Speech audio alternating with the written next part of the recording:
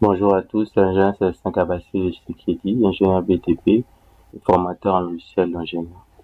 Au menu du jour, on va utiliser le logiciel Advanced Steel 2023 et on va faire quoi? Nous allons faire un projet, un escalier métallique.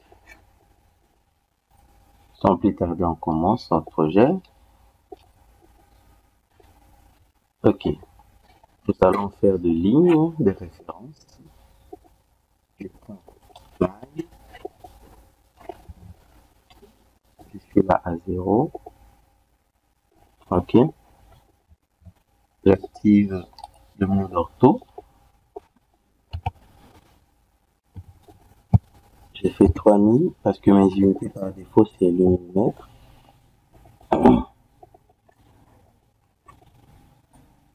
Ok. Ok. Je monte en 3D. Ici je prends toujours line. Point de départ. Je vais monter de 2 mètres. 2000.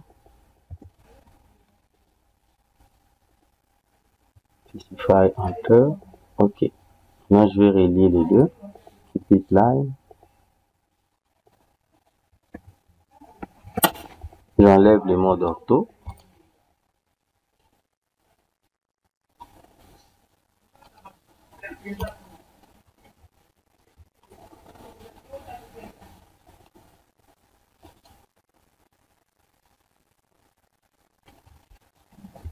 Ok. Maintenant c'est sur cette ligne que nous allons créer notre escalier. Nous sommes là. Venez sur escalier. Turn. On patiente un peu. Il nous demande de choisir le point de départ et le point d'arrivée.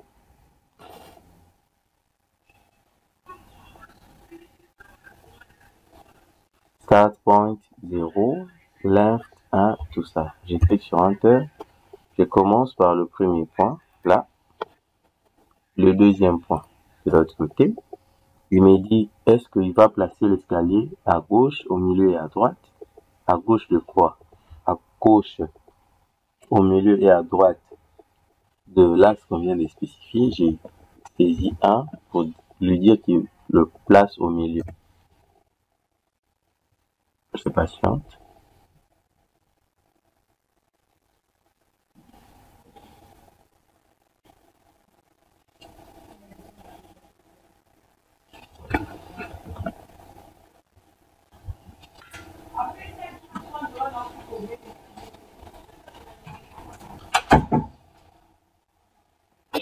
Ok, ça va. Maintenant, vous avez la boîte de dialogue qui apparaît avec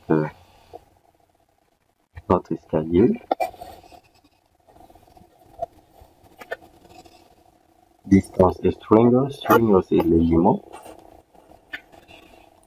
Stringer, donc je peux changer par exemple le profil des éléments là. Je clique ici, je prends UPN 220.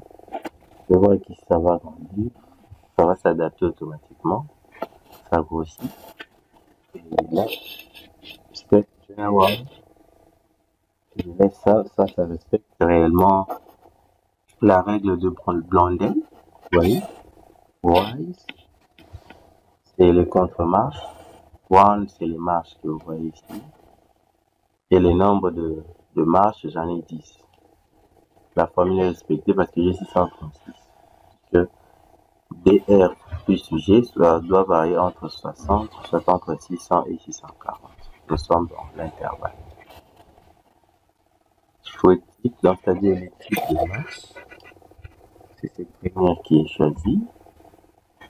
Et par exemple, si on choisit le quatrième, il va s'adapter.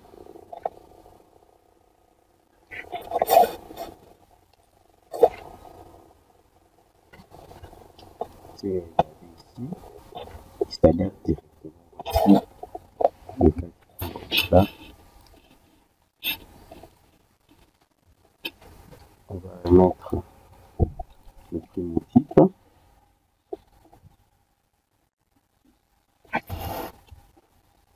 Concernant les dimensions, bon, je laisse les dimensions par défaut, 270, le 1 ici c'est normalement. Ici, le 1 c'est 35. Hop, ça. Ensuite, bon, on laisse ça. Landing. Landing, c'est le palier. On va ajouter le palier, create, create wheel. Mettre dans les deux côtés. Vous avez le palier là.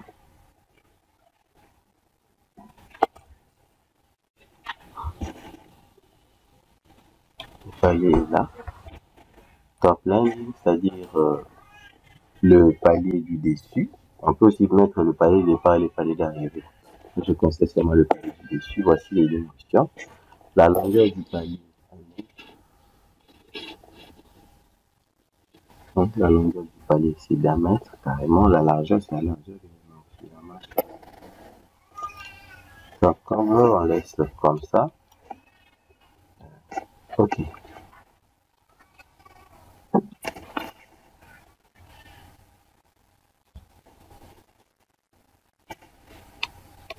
C'est le palier.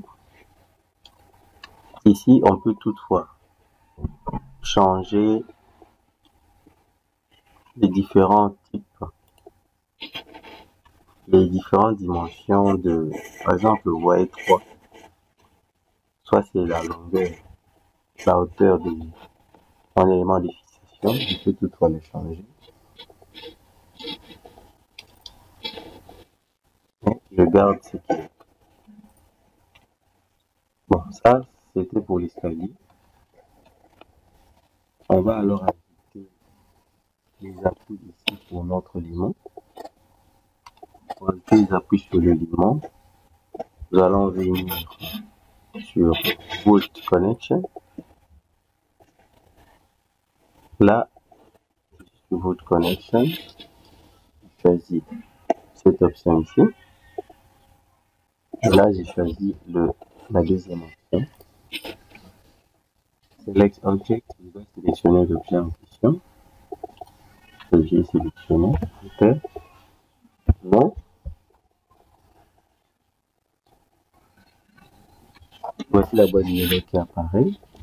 Je viens sur Général. Je vais créer. Vous voyez, il est là.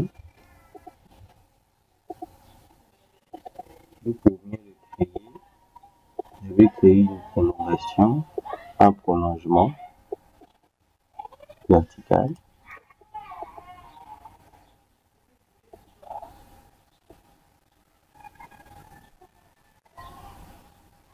Je colle sur vertical pour prolonger ça. Prolonger et le faire d'une manière verticale.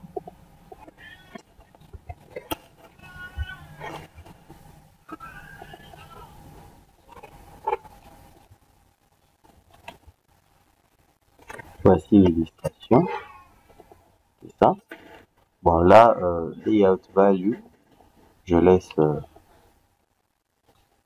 100 et 200, ça va, c'est pas un problème. Angle. Je laisse à gauche.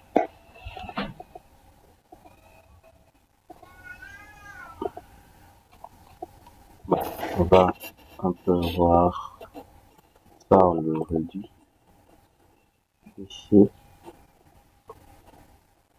Concept job. Ok. Je vais revenir là. Je clique droit. Advanced Joint Properties. Je vais le mettre à droite. General Angle. Je le mets à droite. Okay. C'est bon. Connection type to Stringer. Et là, il propose de faire la soudure. Je vais mettre bolted, c'est-à-dire boulonné. Et l'angle de boulon, on va le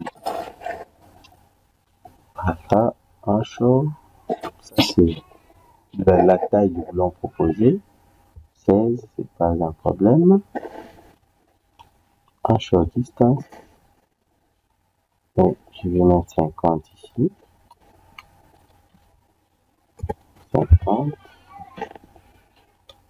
Et, ok. Number of en short, je laisse 1. Ball to stranger. Ok, de l'autre côté, ce sera pas 2,1.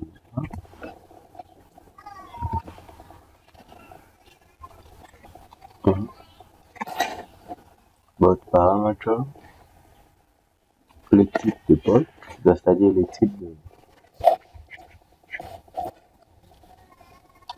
de boulon. Je laisse ça. Weld, c'est pour la soudure. Bon, ça me va. Hein. Ferme. Je vais copier ça. Je l'applique. Ça, je peux fermer. Je vois ça. Je vais le copier cet élément-là. Je pose. Je viens là. Je fais l'assemblage. Je sélectionne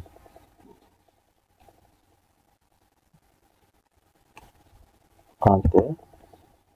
Select Object. L'objet sélectionné est là. Enter. Là. Maintenant, je fais l'échappe. Je viens sélectionner cet assemblage ici. Je vais droit. Advanced Properties. À droite, je vais le mettre à gauche. General. Angle. Right angle. Je le mets à gauche. Là, il est là. À présent, maintenant, on va faire le à main courante. Plus facilement ici. Il suffit de prendre main courante qui est là au-dessus. Je sélectionne les objets. Ça.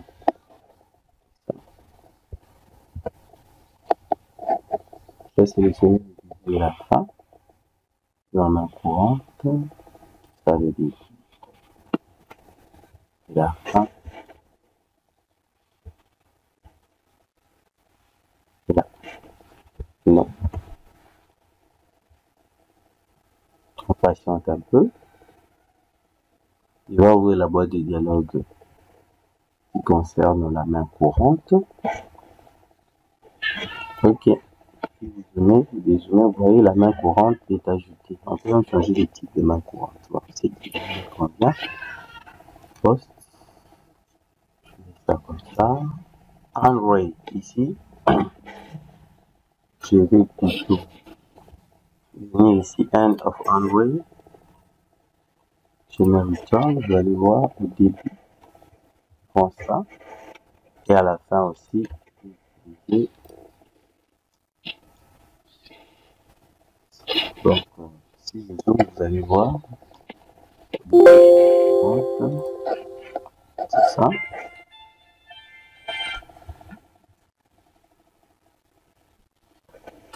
Et merci beaucoup. Bon, on va continuer prochainement.